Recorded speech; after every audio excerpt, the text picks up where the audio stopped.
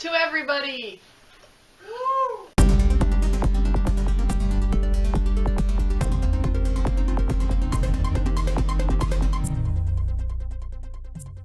So last week we looked at the underlying message of a work, which is more so a bigger picture of that piece of literature.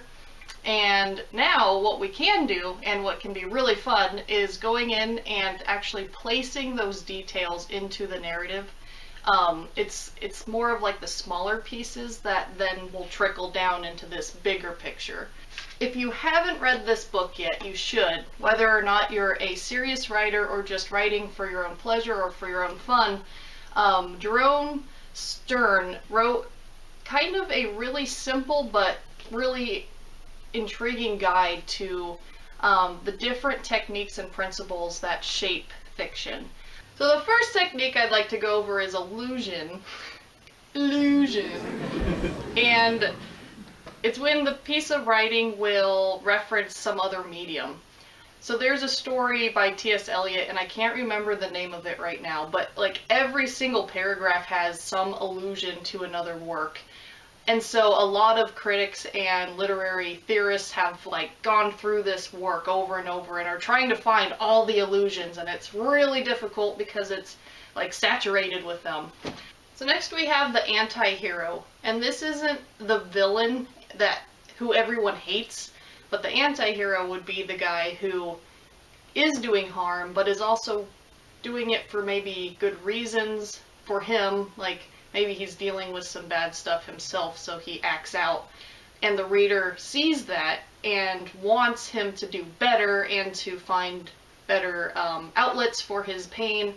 And so you're rooting for this guy, and still you're mad at the guy too because he's just constantly doing bad stuff. According to the book, most heroes are also anti-heroes because they're supposed to have flaws. And so he was saying that in modern literature, we actually don't really have heroes and anti-heroes anymore. It's like a mesh of all sorts of stuff. So the next literary principle is avant-garde. And so the author is going to challenge the reader's idea of what traditional literary conventions are.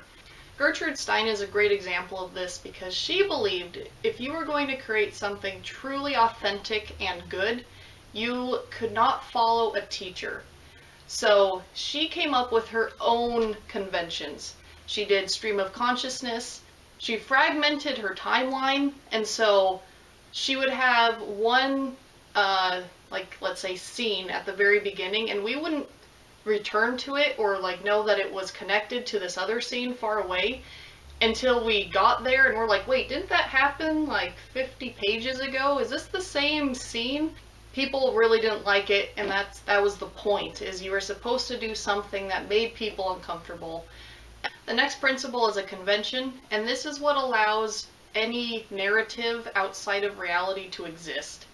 And that sounds kind of weird, but when you have an opera and they are singing a narrative, people don't do that in real life, but you take it on faith that they are, this is a real story.